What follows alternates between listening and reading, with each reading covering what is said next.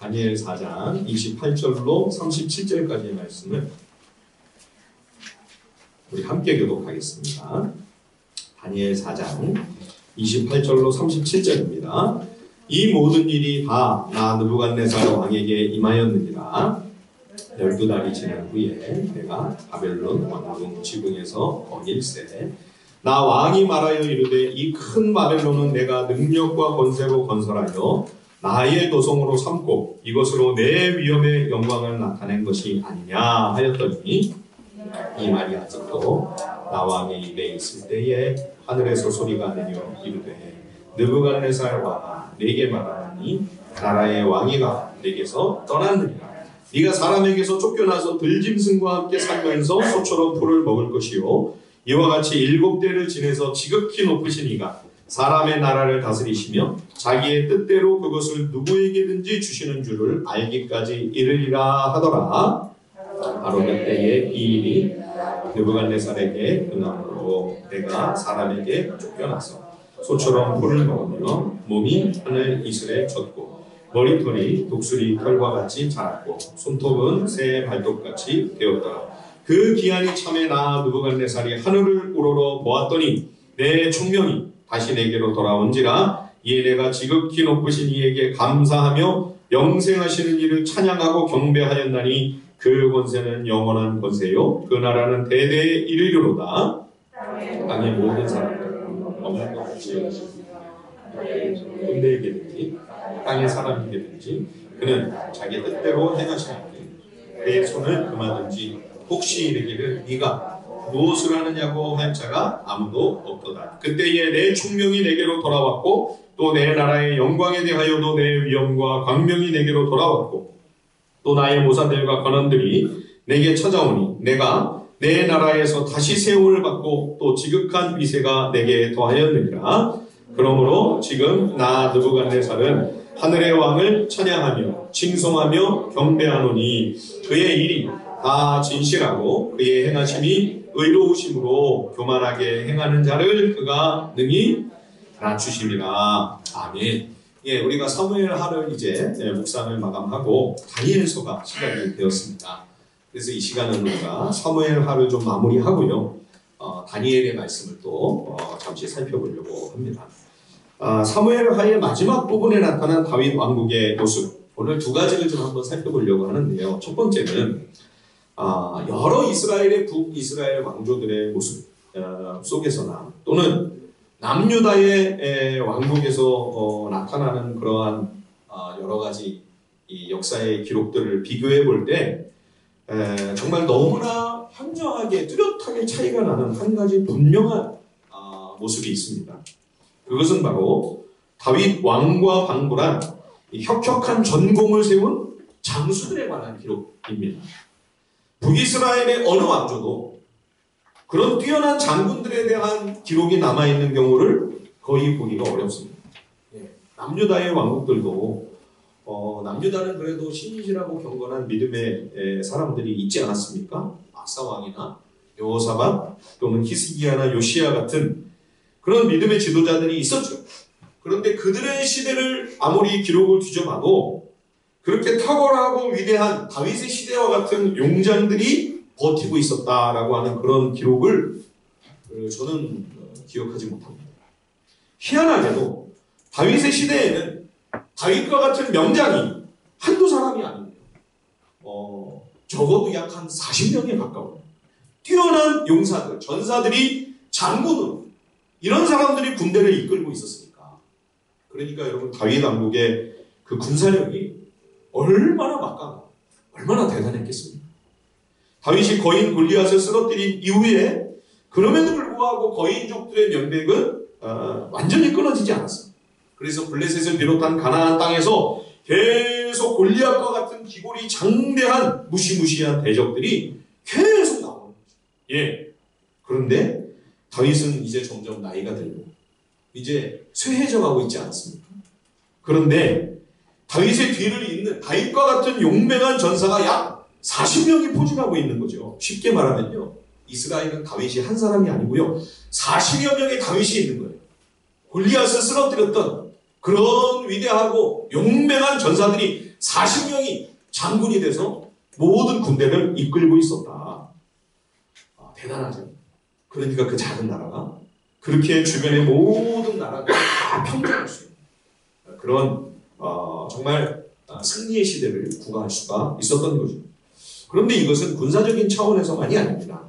다윗의 시대를 보면 모든 방면, 모든 분야에서 정말 탁월한 인재들이 수많이 배출되는 것을 우리들이 목격하게 됩니다. 이를테면 예배와 찬양의 분야에 있어서도 이 다윗의 시대만큼 이 예배와 또 찬송과 이 음악과 문학과 시 이런 하나님께 드리는 제사와 관련된 온갖 이 예술적인 문화와 문명이 가장 융성하고 가장 뽑히던 시대, 다윗 왕의 시대죠. 예. 시편을 보면 이제 이 시편이 구약 성도들의 간절하고 절절한 기도의 내용이기도 하고 또 동시에 이게 이제 예배 음악이잖아요. 우리가 요즘 또 찬송을 합니다만 구약 시대의 찬송가는 바로 이 시편이죠. 예. 그 중에 가장 많은 시와 찬양을 다윗이 작곡하지 않았습니까? 다윗 작사 작곡. 그렇죠? 네, 다윗만 합니다. 예. 아삽과 헤만과 여두둔, 에단이라고도 하는데 이 세 사람이 전부 다윗과 동시대의 인물들입니다. 이 사람들은 훌륭한 시인이요, 탁월한 문학가요, 또 대단한 음악가들이었죠. 이들이 성가 대장이 돼서 지휘를 하고 또 오케스트라를 이들이 이끌고 예배 인도자로 정말 백성들의 찬양과 예배와 제사를 온전히 이끌며 이들이 영감 어린 시편을 또 다윗처럼 그렇게 기록하여 여러 편을 남긴 그러한 것을 우리가 보게 됩니다. 다윗은 탁월한 정치가이며 군인이고 또 역사상 가장 위대한 군주였습니다만 좀 더 영적이고 본질적인 차원에서 본다면 그는 진정한 예배자였습니다. 기도의 사람이고 찬양의 사람이고 그는 하나님의 성령에 크게 감동된 선지자였죠. 그런데 다윗만이 아니고요. 예, 아삽, 헤만, 여두둔과 같은 이런 선지자 이들이 그 시대의 예배와 찬양과 하나님을 높이며 영화롭게 하는 거룩한 문화를 아주 풍성하게 충만하게 만들었던 것이죠.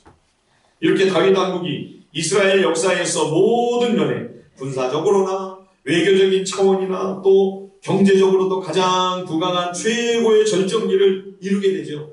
물론 그 아들 솔로몬 시대에 가면 그 영광과 영화로움이 더 극에 달하는 것을 보게 됩니다.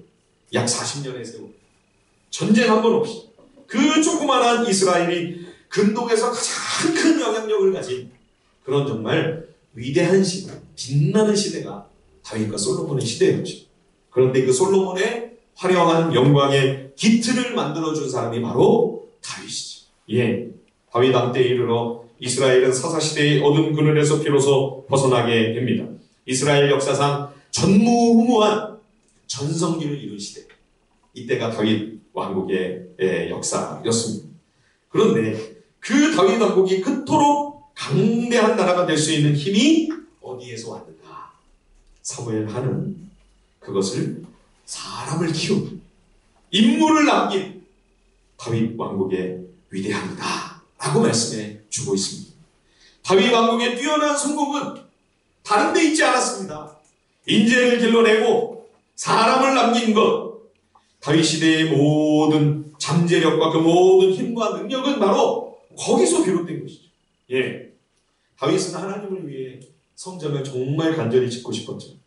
근데 하나님이 허락하지 않으셨죠. 결국 준비는 다 해놓고 준비 다 끝내놓고 다윗은 세상을 떠났습니다. 성전 건물의 건축은 그 아들 솔로몬에게 남겨지게 되죠.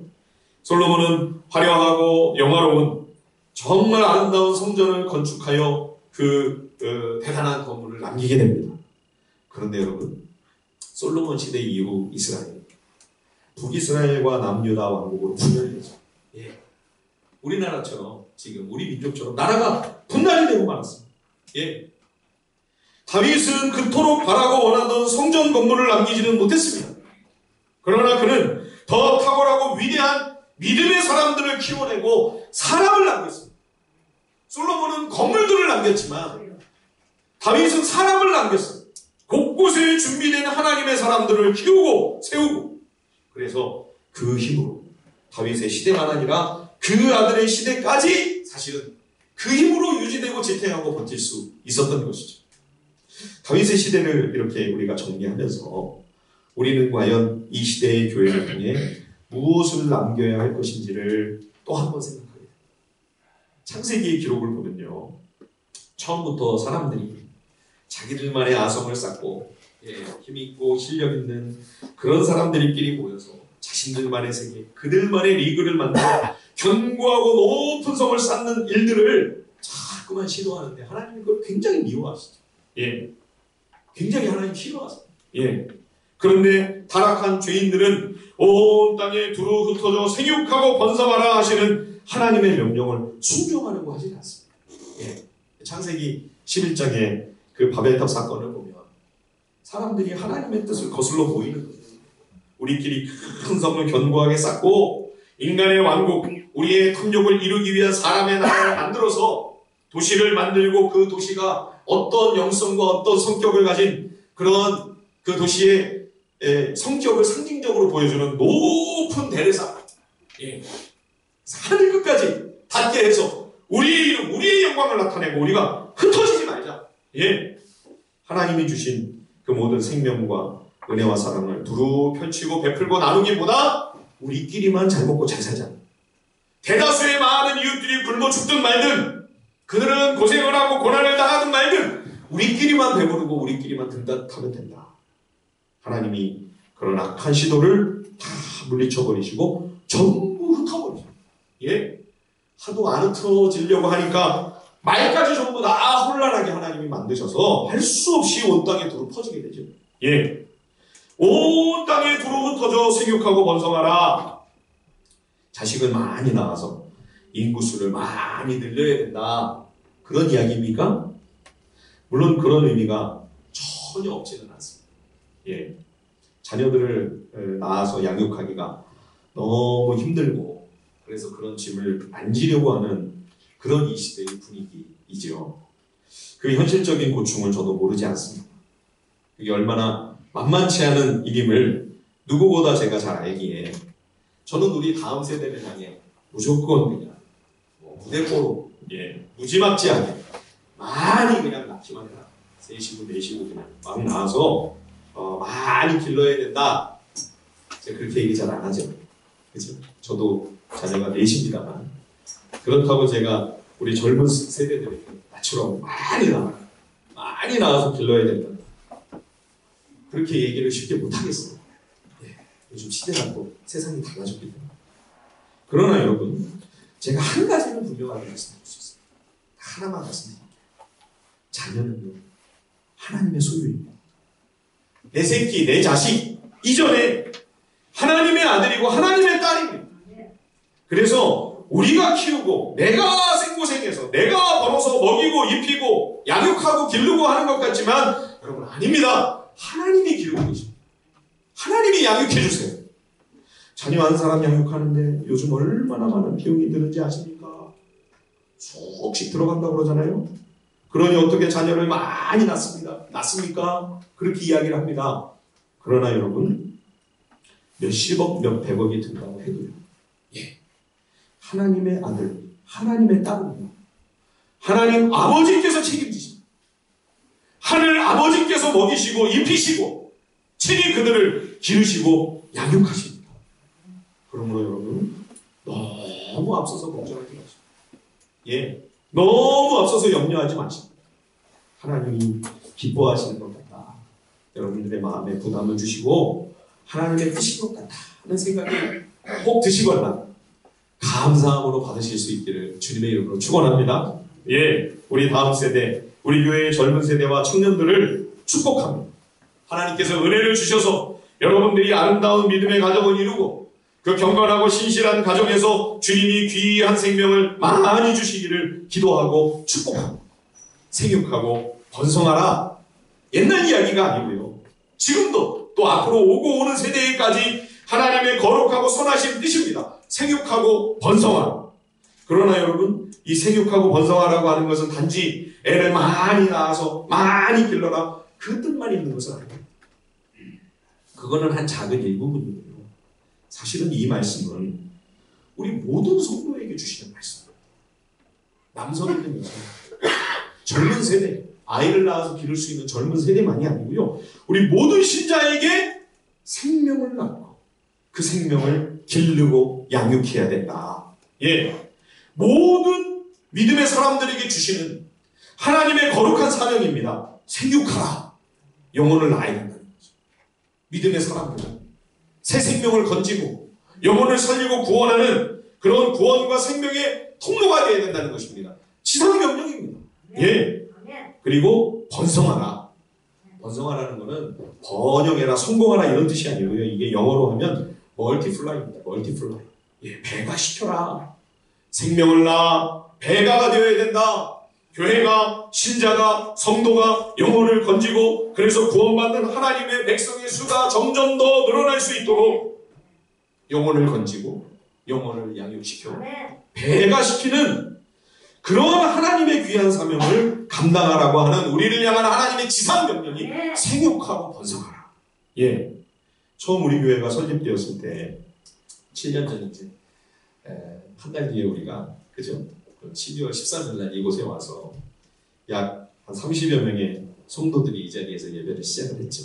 예, 그 30이라고 하는 숫자에는 그때 막 태어났던 우리 동균이도 포함이 돼 있을 거고, 예, 그리고 저희 식구 6명을 포함해서 아마 30명이지 않았나 저는 그렇게 기억합니다. 맞죠? 예. 그런데 지금 우리가 약 한 7년을 지나오면서 지금 1부와 2부에 약 한 50명이 예배를 드리고 있습니다. 여러분, 그럼 우리는 7년 동안 배가가 되었습니까? 예, 그동안은 대개 교회를 다니던 분들이 옮겨오신 여러 가지 이유와 사정과 사연 때문에 그렇게 오신 분들이 거의 대부분이었죠. 예, 거의가 아니라 전부 다라고 이야기해야 맞습니다. 물론 그것도 하나님이 하신 일입니다.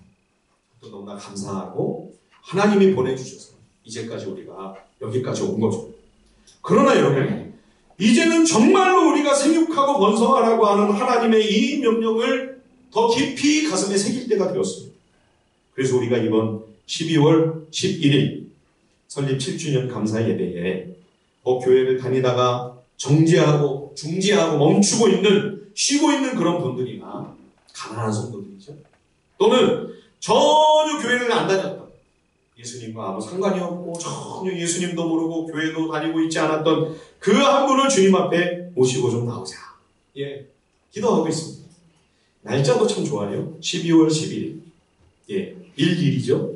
우리 성도님 한 분이 각자 한 분을 모시고 하라. 예, 빼빼로데이가 아니고요. 예, 빼빼로데이는 지났습니다. 한 분이 한 분을 모시고 오자. 예, 한 분을 주님께로 인도하자.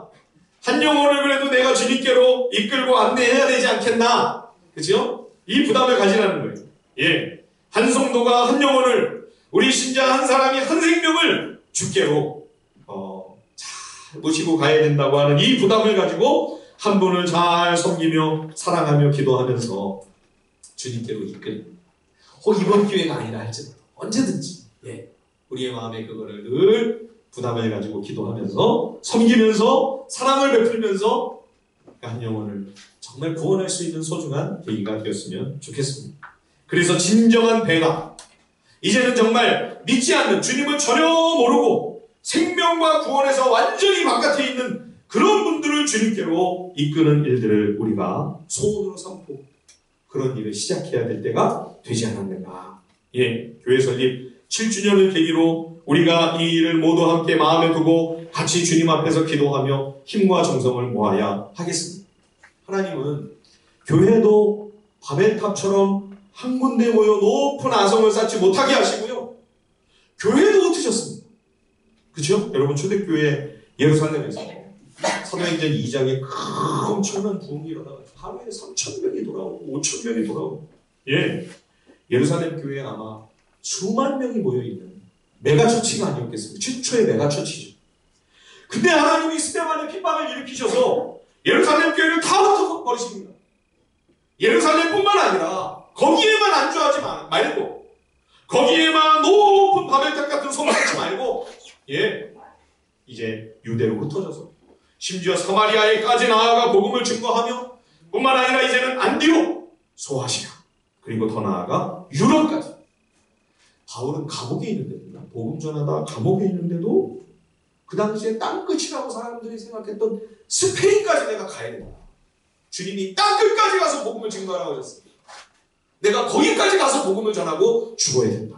예, 여러분, 교회가 안주하지 않도록 한 곳에 바벨탑과 같은 높은 성을 쌓지 못하게 하시고 주님이 다 교회를 심지어 흩으신 이유가 무엇이겠습니까? 생육하고 번성하라. 생명을 낳는 교회가 되게 하시고 영혼을 건지고 그 영혼을 기르고 양육하는 생명력 있는 공동체로 우리가 유지되도록 하시기 위하여. 그렇죠? 그래서 크고 높은 건물을 세우고 위대한 건축물을 남기는 것이 아니라 다윗 왕국처럼 영혼을 남기고 사람을 남기도록 하시기 위하여 거룩한 믿음의 사람을 키워서 그가 하나님 나라를 이 땅 곳곳에 실현시키는 그러한 하나님의 사람으로 살아가도록 그런 인재를 길러내는 그런 공동체가 되게 하시기 위하여 주님이 교회도 흩으신 거죠. 예, 여러분, 예수님이 이 땅에 남기신 게 뭡니까? 예수님이 남기고 가신 게 뭐죠? 예수님이 아마 목회를 하셨다면 가장 큰 목회를 하지 않으셨습니다. 그치? 그래서 예수님이 대형 교회 메가처치를 남기셨나요? 아니요. 예, 무슨 바티칸에 있는 성 베드로 성당 같은 큰 건물을 남기고 가셨나요? 아니요. 예수님 남기신 건 뭐예요? 달랑 12제자. 12사람. 사람을 남기셨어요. 다윗 왕국이랑 똑같습니다.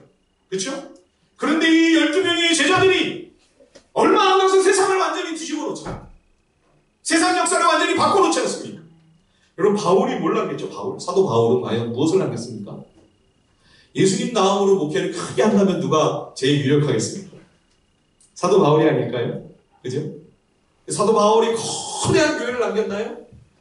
초대교회는 대형 교회가 없었습니다. 우리가 아는 에베소 교회, 빌립보 교회, 고린도 교회 다 무슨 이런 좋은 쾌적한 건물이 없어요. 그 당시에 그런 걸 만들 수도 없고 세울 수도 없고, 그죠? 거대한 건물은 다 우상의 신전들 뿐입니다. 그래서 성도들이 혹시 성도들 가운데 조금 많은 사람들이 좀 들어갈 수 있는, 좀 더 많은 사람들이 모일 수 있는 그런 큰 집이 있는 성도들이 있으면 주일날 거기를 오픈하는 거예요. 그래서 그 집에서 모이는 겁니다. 가족들처럼, 친구들처럼 살갑게 친밀한 교제를 나누고 서로 떡을 떼면서 함께 예배하고 하나님을 찬양하고 거기서 모임을 가지는 거죠. 그 가족교회가 초대교회의 모습이었어요. 예. 그러니까 바울이 무슨 큰 교회를 남길 수 있었겠습니까? 바울이 남긴 것은 믿음의 사람들이었습니다. 그가 복음을 전하고 또 그 복음을 받아 똑같이 복음을 증거하며 생명을 얻은 그 성도들을 기르고 양육할 수 있는 바울과 똑같은 제자들을 바울은 남기고 떠난 거죠. 예. 여러분, 우리 하늘비전교회는 과연 어떤 공동체가 되었던가요? 예. 초대교회에서 시작된 그 귀한 영적 사명의 바통이 초대교회를 통해 계속해서 이어졌어요. 그죠? 바울에게 복음을 받은 고린도 교회의 한 성도가 영적으로 양육을 받고 자라나서 집사가 되고 장로가 되고 그 교회의 지도자가 돼서 그 교회를 성도들을 섬기며 다스리며 또 그가 복음을 전하고 또 한 생명의 구원을 얻어서 또 그를 양육하고 그를 또 믿음의 사람으로 지도자로 길러내고 그가 또 복음을 증거하고 계속 이렇게 무한 반복되는 과정을 통해 결국 복음이 어디까지 왔습니까? 우리에게까지 온 거죠. 이 나라 이 민족까지 나에게까지 복음이 와서 그 생명과 구원을 우리가 얻게 된 거죠. 여러분, 우리는 이 바통을 지금 터치해서 받고 있습니다. 아니면 그냥 이 바통이 우리 손에 그냥 들려져만 있습니다. 우리도 이걸 넘겨줘야죠. 무한 반복되는 그 하나님 나라의 생명 역사가 여러분 우리 교회를 통해서도 계속 되어야죠. 우리를 통해서도 그것이 또 다른 영혼에게 바통이 넘겨져야죠. 그것이 우리를 구원하시고 우리를 부르신 하나님의 계획과 목적이 아니겠습니까? 여러분, 우리 하늘비전 교회는 그런 공동체가 되라고 모교회에서 우리를 이렇게 분립하고 흩어 이 자리에 우리 교회를 공동체를 세워주신 줄 믿습니다.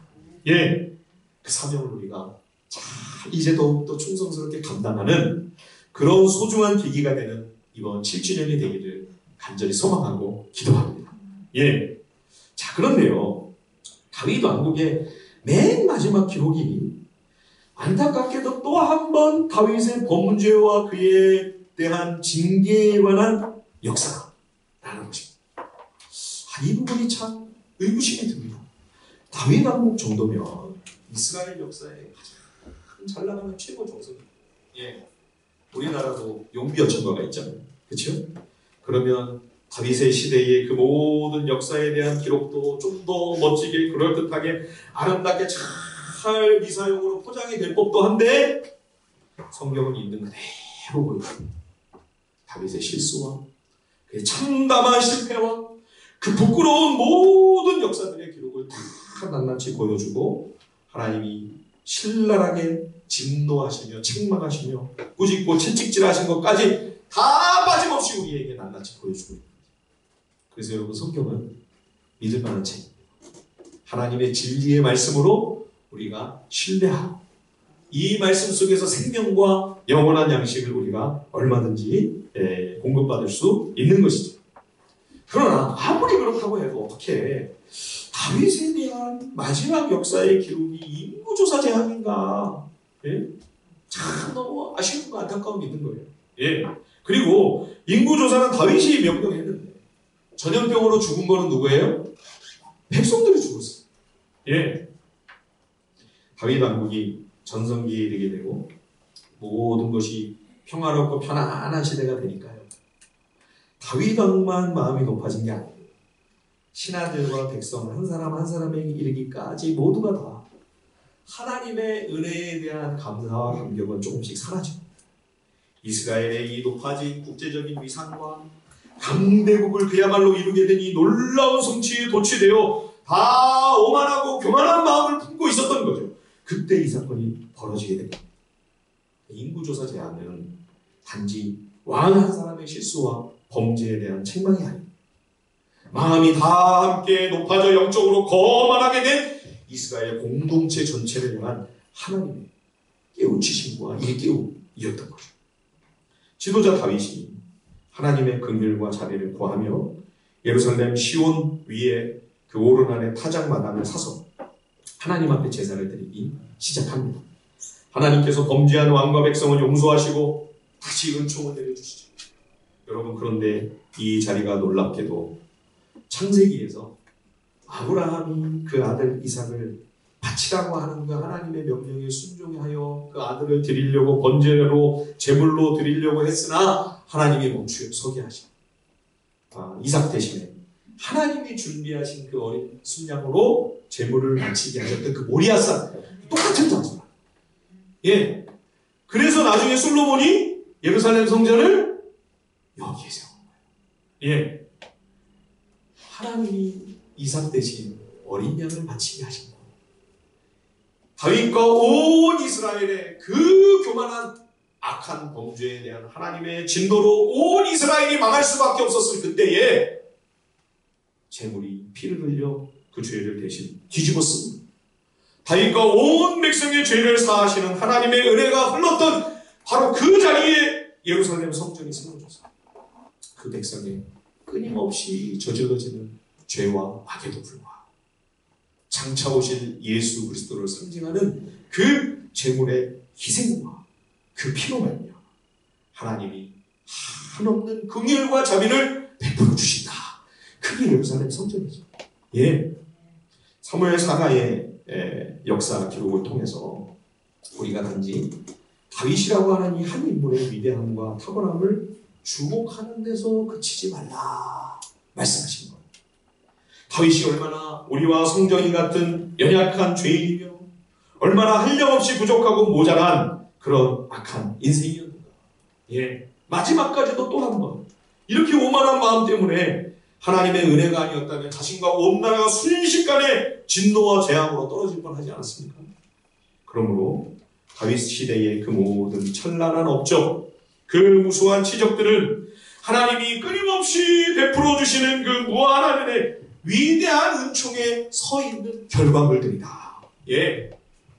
마지막 마무리에서 이것을 분명하게 선포해주고 있는 거죠. 하나님의 자비하심과 긍휼히 여겨주시는 그 사랑이 아니라면 어떻게 이런 일들이 가능할 수 있었겠는가? 불가능했다. 그렇죠? 우리 주님의 교회도 마찬가지입니다. 우리 가정과 내 인생도 똑같이요. 우리는 오직 우리 주님의 귀한 보혈 위에 서 있는 줄 압니다. 예, 그 보혈이 우리를 받쳐주고 있지 않습니다. 그 기초가 사라져버리면, 그렇죠? 우리가 지금 만지고 누리고 보고 우리가 소유하고 우리가 경험하고 있는 모든 것들이 모래성처럼 순식간에 다 사라지고 다 무너지게 되는 거죠. 예, 그런 찬양 있지 않습니까? 은혜 아니면 살아갈 수 없네. 호흡마저도 다 주의 것이. 예, 찬양을 부르고 싶은데 목이 쉬어가지고 못 부르겠어요. 예수, 오직 예수뿐이네. 예수, 오직 예수뿐이네. 예, 우리의 마지막 믿음의 고백이 이 고백이 되기를 간절히 바랍니다. 예, 오늘 마지막 또 한 사람의 왕이 나옵니다. 이 바벨로니아 제국, 이 느부갓네살 이야기를 나누려고 하는데요. 사무엘 하를 우리가 묵상을 마치고 이제 다니엘 묵상으로 들어가는데, 이 두 책이 묘하게 서로 연관이 됩니다. 예, 물론 그 역사와 시대적인 배경은 완전히 다릅니다. 그죠? 다윗 왕국은 이스라엘 하나님 나라고, 바벨론 제국은 저 메소포타미아 멀리 떨어져 여호와 하나님과는 완전히 상관도 없는 우상을 섬기는 이방 제국이죠. 그런데 여러분, 분명한 두 나라의 공통점이 있습니다. 그게 뭐죠? 이스라엘이나 바벨로니아 제국이나 창조주 여호와 하나님이 다스리고 계시다. 하나님이 통치하신다. 예, 하나님이 이스라엘 하나님의 백성만 통치하시는 것이 아니라, 예, 온 세계를 다스리시는 하나님이 바벨로니아 제국의 모든 역사도 그 권력도 하나님이 다 사실은 간섭하고 계신다. 그걸 보여주는 게 다니엘서죠. 바벨론 제국은, 이 바벨로니아는 아시리아에 이어서 두 번째로 세계를 통일한 당대 최고의 강대국입니다. 그래서 이 느부갓네살은 남아있는 유다 왕국, 다윗 왕조마저 무너뜨렸죠. 심지어 예루살렘 성을 황폐하게 하고 성전까지 다 불태워버린 사람이 느부갓네살입니다. 예, 이런 잔인한 권력자요 우상 숭배자인 악한 이 사람을 하나님이 얼마나 불쌍히 여기시는지.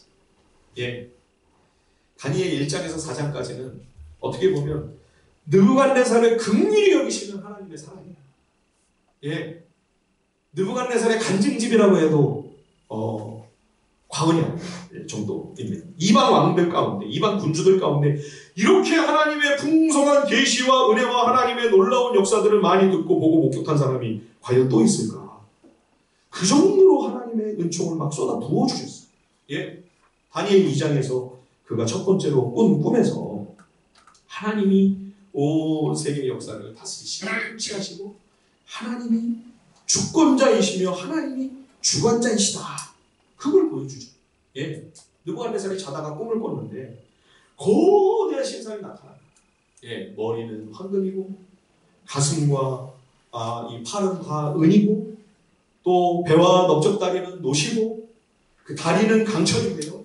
발은 또 쇠와 흙이 진흙이 막 섞여 있어요. 예, 그런데 갑자기 어디선가 큰 돌이 날아가가지고 이 진흙과 쇠가 강철이 섞여있는 그 발을 그냥 꽉 쳐서 깨뜨리니까 이 거대한 우상이 그냥 순식간에 엎어져가지고 전부 흩어져서 가루가 돼요. 예, 결국은 이 날아온 돌이 온 땅에 가득한 큰 산을 이루게 된다. 이런 환상을 꿈 가운데 이 느부갓네살이 본 겁니다. 하나님이 다니엘을 통해 이 비전의 의미를 선명하게 해석해 주셨죠. 황금이 가리키는 것은 그 금머리는 바벨론 제국, 느부갓네살이 다스리는 그 찬란하고 영화로운 통치 시대를 의미합니다. 그런데 전체가 금신살이 아니에요. 그죠? 금 다음에 은이 나와요. 그러니까 어느 시대나 결국은 죽는다는 겁니다. 아시리아 제국이 안 망할 줄 알았어요. 얼마나 군사력이 강대했는지. 근데 하나님이 이 아시리아를 결국은 패망케 하시죠. 그냥 전쟁에서 패한 것만이 아니고요. 거대한 홍수로 아수르가 자랑하던 그 니느웨를 몇 미터 두께의 토사로 완전히 덮어버렸어요. 정말 그 조폭들이 쓰는 말로요. 묻어버리셨어요. 하나님. 예. 그래서 니느웨가 역사 속으로 사라져버렸어요. 예. 그처럼 바벨론 제국도 지금 황금과 같지만 이 시대가 영원한 것이 아니다. 바벨론 제국도 저문다, 망한다, 영원한 이 땅의 세상 나라는 존재하지 않는다는 것입니다. 색이 점점 바래져. 그죠? 금에서 은으로, 동에서 철로, 나중에는 급기야 흙으로. 예. 비록 강철 같은 제국이 일어나서 세상을 깨뜨려 부수고 나라들을 강력한 무력으로 짓밟고 폭력으로 억압하고 전복하며 안간힘을 써보나, 그러나 결국에는 흙으로, 그렇죠? 먼지와 티끌이 되어 산산이 흩어져 버린다. 예. 그리고 하늘에 높이 뜬 돌, 하나님의 아들 예수 그리스도를 상징하죠. 건축자들이 버린 돌이 하나님 나라의 가장 요긴한 모퉁이 돌이 되게 하셨다. 유대인들이 미워서 싫다고 쓸데없다고 하나님의 아들을 저버리고 십자가에 매달았지만 하나님은 그를 다시 부활로 일으켜 이분이 바로 구원자, 하나님이 보내시겠다고 약속하신 메시아다. 이걸 확인해 주셨죠. 그리고 이분이 이제 완성해 가게 되실 그 하나님의 영원한 나라, 그 하나님의 의로운 통치, 그 하나님의 자비와 긍휼이 풍성한 이 세상 나라와는 전혀 차원이 다른 그 나라가 그리스도를 통하여 완성된다.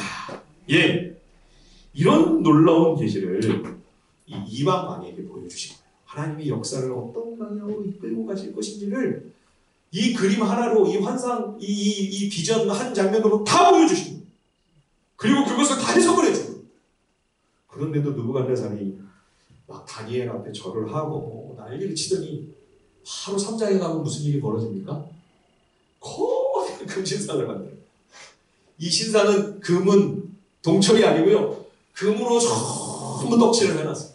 예, 너비가 3m, 높이가 30m. 예, 무슨 이야기입니까? 바벨론의 시대는 저물지 않는다.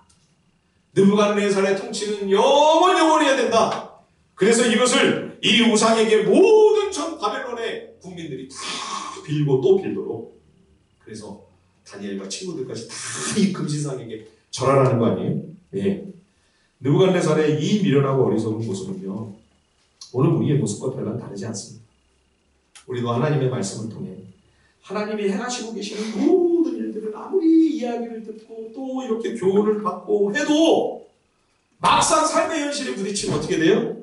예, 말씀이야 뭐라고 되어 있든지, 성경이야 뭐라고 선포하고 있든지 말든지 우선 내 살 방도를 찾아야 되겠다.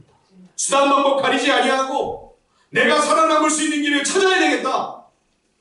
그런 불신앙적인 믿음이 한없이 부족한 내 자신의 모습을 오늘 이 느부갓네살이 적나라하게 보여주고 있지 않습니까? 그럼에도 불구하고 하나님은 이 시도가 얼마나 우습고 헛된 것인지를 일깨워 주십니다.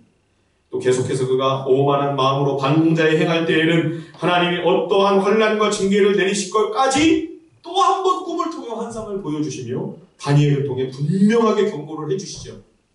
근데 딱 1년이 정확하게 지난 다음에 느부갓네살이 왕궁 지붕 위를 거닐다가 사고를 치죠. 예, 이 루프탑 위에서 불미스러운 일이 자꾸 발생하네요. 예, 여러분 카페를 가시더라도 루프탑에는 가시지 마시길 바랍니다. 높은 데서 아래로 쫙 내다보면 굉장히 기분이 좋죠, 그죠? 예. 근데 만약 그 높은 거대하고 화려하고 비싼 그 건물이 내 거라면 그 루프탑에서 내려보는 심정이 어떻겠습니까? 예. 아니 그 정도만이 아니라 보여지는 그 땅과 그 모든 도시의 그 모든 것이 다 내 것이다. 그러면 여러분 그 지붕에서 바라볼 때 어떤 마음이 들까요? 주여, 흙과 같이 비천하고 아무것도 아닌 그런 인생에게 이런 은혜를 베풀어 주시니 감사합니다. 영광받아 주옵소서. 그런 마음이 들까요? 우리도 똑같았을 거예요. 그치? 느부갓네살이 넘어진 거예요. 예. 이게 다 내 실력과 내 능력으로 이룩한 제국이 아니냐. 이게 다 내 소유다. 나의 위엄과 나의 권능과 영광을 보라. 이러면서 헛소리를 짓거리다가 그 헛소리가 아직 끝나지도 않았을 때 제정신을 잃는 겁니다. 짐승처럼 풀을 뜯어먹으며 미치광이가 되어서 왕궁에서 쫓겨나 7년을 광인이 되어 온 땅을 헤매고 다닙니다. 예. 시편 49편 20절에 존귀에 처하나 깨닫지 못하는 사람은 멸망하는 짐승과 같도다. 느부갓네살에게 이 말씀이 그대로 오겠어요. 예. 이 7년의 낮아짐, 이 7년의 광야와 같은 이러한 세월을 통하여 느부갓네살은 비로소 자신이 그저 미천한 흙먼지요 티끌에 불과함을 깊이 깨닫게 됩니다. 내가 세상을 다 주무르고 좌지우지하는 줄 알았는데 그게 아니고 지극히 높으신 하나님이 다스리시는구나.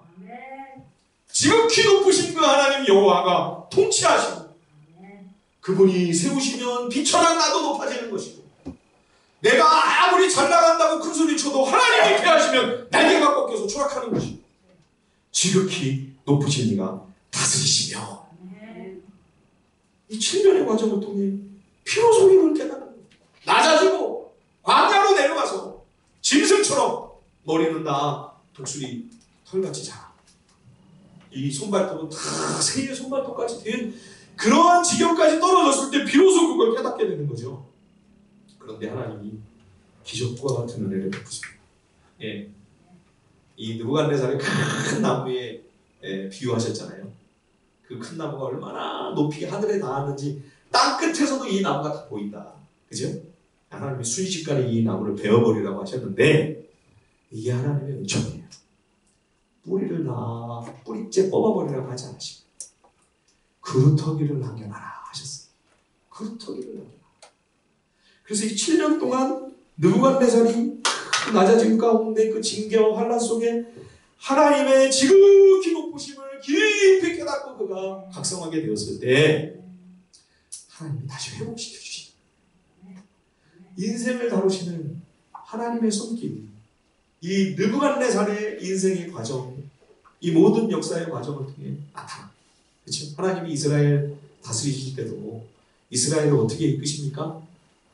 이 남유다 왕국의 나무를 하나님이 베어버리셨어요. 북이스라엘의 나무를 베어버리셨어요. 뿌리째 뽑지는 않으세요. 근데 하나님의 진노하심을 생각한다면 뿌리째 다 뽑아버리셔야죠. 다시는 쓸모가 없도록, 다시는 회복될 수 없도록. 근데 하나님은 그렇게 우리의 죄악대로 갚지 않으시고 진노 중에도 그분을 잊지 않으시고 그루터기는 남겨라.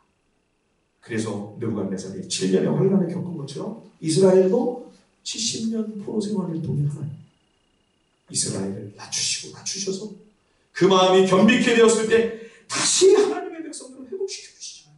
그렇죠? 우리의 인생도 비슷합니다. 하나님이 우리를 시련과 고난과 환난 중에 낮추실 때가 많이 있어요. 우리를 편안하게만 두지 않으시고 때로는 광야로 들어가게 하십니다. 왜요? 내가 어떤 존재인지 깊이 깨달았어요. 내가 어떤 하나님 앞에서의 실존임을 깊이 영적으로 각성하여 그 낮은 곳에서 하나님의 은혜가 다시 흘러넘쳐. 그렇지? 은혜는 물과 같습니다. 낮은 곳으로 흘러. 우리의 마음이 높아지면 하나님의 은혜는 떠납니다. 우리의 마음이 하나님 앞에 지극히 낮아집니다. 예. 광야로 내려가서 환난과 징계를 당하면 그게 하나님의 진노, 하나님의 심판, 하나님의 화가 아니에요. 은혜가 다시 흘러넘치게 하실 거예요. 여러분 다윗을 하나님이 인생의 마지막 때에 계속 오르막으로 가게 하신 거 얼마나 좋아요. 내리막으로 곤두박질하게 하세요. 그렇죠? 다윗의 말년, 다윗의 노년은 얼마나 힘들고 피곤하고 얼마나 곤비하고 공고합니까? 다시 광야로 내려가잖아요. 근데 다윗이 우리에게 한 가지 중요한 귀중한 소중한 교훈을 줍니다. 그게 뭡니까? 내려갈 때는 내려놓아야 된다. 그래서 광야로 가면서 언약궤도 내려놓고 이때의 그 600명의 충성스러운 용사들도 내려놓고 시므이가 뭐라고 해도 하나님께 맡겨놔라. 저가 하나님을 통해 지금 나를 책망하시는 것이니 내가 그 책망을 들어야지. 자신의 모든 권한과 그 힘과 모든 것을 다 내려놓고 힘을 쫙 빼고 하나씩 내려놔요. 산을 올라갈 때는 올라가는 게 힘든 것 같지만 올라가는 것보다 더 힘든 건 내리막이죠. 예, 얽매이기 쉬운 무거운 짐과 죄들을 다 엉거지고 그것을 짊어지고요. 올라가기도 어렵지만 그것을 짊어지고 내려가는 것은 더 위험합니다. 내려갈 때는 내려놓아야지. 하나씩 내려놓을 때. 그리고 순종하여 낮은 곳으로 인도하시는 그곳으로 우리가 주님을 따라갈 때 주님이 우리에게 다시 한번 은혜를 베풀어 주시고 더 풍성한 주의 얼굴빛이 우리에게 비쳐 우리의 삶을 주님께서 다시 평안으로 회복시켜 주실 줄 믿습니다. 그 은혜가 온 교회와 가정과 우리 성도들의 삶에 충만히 넘치기를 우리 주님의 이름으로 간절히 축원드립니다.